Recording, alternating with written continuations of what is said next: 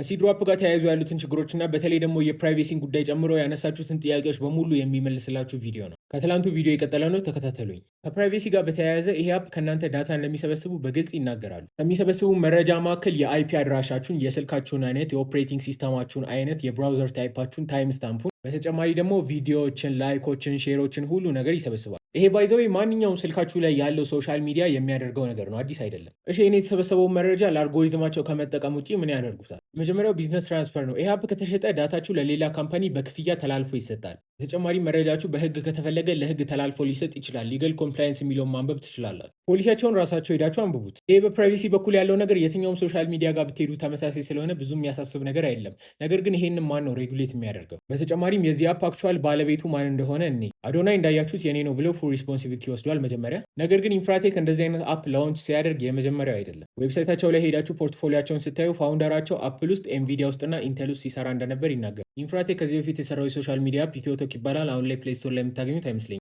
ይህ አፕ ባይዘው መንሱር ጀማል በአንድ ላይ ከ1 ብር ይከፍላል ብሎ ሲያስታውቀው የነበረው አፕ ነው። ይሄ የሚያሳየው እንግዲህ ያው ቲሙ ከዚህ በፊት ኤክስፒሪየንስ እንደነበረው እና ምናልባት ደግሞ ስህተታቸውን አርመው መጥተው የተሻለ ነገር ሊሰሩ እየሞከሩ እንደሆነ ነው። በተጨማሪም ዴታ ኢዝ ናት ኢንክሪፕት ስለሚለው ጉዳይ ነው። ይሄ ማለት አንድ ዳታ ከነሱ ሰርቨር ተነስቶ ወደ እኛ ስልክ ሲመጣ ወይም ደግሞ ከኛ ስልክ ተነስቶ ወደ እነሱ ሰርቨር ሲሄድ መሀል ላይ መረጃ መንታፊዎች ቢወስዱት በቀላሉ ማንበብ ይችላሉ ማለት ነው። እንደዚህ ኢንክሪፕትድ ሲሆን ግን ዳታ አይጠለፍም ሳይሆን ቢጠለፍ ራሱ ጠላፊው ኢንክሪፕት የተደረገበትን ኪ ስለሌለው ከፍቶ ዳታችሁን ማንበብ አይችልም። እንደዚህ አይነት ችግሮችም ሜቢ ፕሌይ ስቶር ላይ አሁን ገና ስለመጡ ቀስ በቀስ የሚፈታ ይመስለኛል። ከዚህ በተረፈ ሁሉ ነገር አሪፍ ነው ብዬ አስባለሁ። ከመንግስት ጋር የምታያይዙ ደግሞ እኔ እዛ ላይ ኮመንት መስጠት አልችልም።